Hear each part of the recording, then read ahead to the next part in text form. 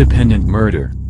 In 1996, reporter Veronica "Ronnie" Guerin was sitting in her car in a Dublin traffic jam, when two men on a motorcycle pulled up alongside her, shot her to death, and sped off. This gangland-style hit shocked Ireland, but no one was surprised that Guerin had been targeted. Guerin was a crime reporter for Ireland's Sunday Independent.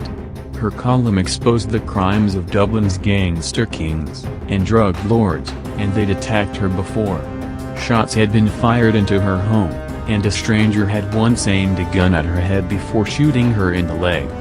Drug lord John Gilligan had punched her in the face and threatened her 6-year-old son. But attempts at intimidation only angered Guerin, who continued to expose the stories that gangsters wanted hidden. The investigation into Ronnie Guerin's murder was the largest in Ireland's history. Suspicion soon fell on John Gilligan because she pressed assault charges against him, and he told friends that he wasn't going to let her put him in jail. The results of the investigation were far from perfect, but eventually Gilligan, along with most of the men who'd conspired to kill Ronnie, were in prison either for murder or for drug trafficking. That wasn't the only change her murder brought about. Because of Guerin, Parliament created the CAB, for confiscating any assets that were acquired through criminal activity. They also instituted a witness protection program so that those who wanted to testify against mob bosses would no longer have to fear for their lives. Many career criminals fled Ireland. In 2013, the Sunday Independent wrote that CAB had cost Irish crooks €250 million. Other European countries adopted their own form of CAB, allowing even more criminals to pay the price for Guerin's murder. The Mousetrap. The world's longest-running theatrical play is a murder mystery by Agatha Christie. The Mousetrap has been running for over 60 years, and its plot is loosely based on a murder that shocked wartime Britain. In 1945, a doctor was called to a remote farm in Shropshire, England to examine a sick child. The doctor declared that the boy had been dead for hours, and a murder investigation began.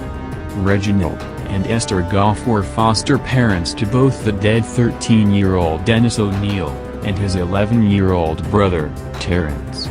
Both brothers suffered from malnourishment that bordered on starvation, and both had ulcerated sores, and scars that likely came from constant blows.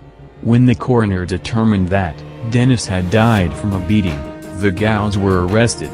At first, the Gowes' story was that the boys' injuries had come from fighting one another and that they were being treated for their ulcerated sores. But at the trial, Esther Goff admitted that Dennis was dead when she called the doctor, and that she'd neglected the boys on her husband's orders. He controlled the household, beating his wife and cruelly starving, and beating the O'Neill boys nearly every night. The jury was only able to give Esther 6 months for neglect because there was less proof against her.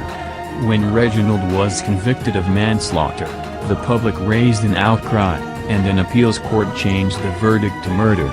The public also called for reforms, since Reginald had a violent criminal record before the two boys were even put into his care. The failure to protect Dennis and Terence became a key to the mystery in Agatha Christie's famous play. More importantly, it resulted in the Children Act of 1948, which established trained officers throughout Britain to ensure the healthy development of foster children, and protect them from mistreatment.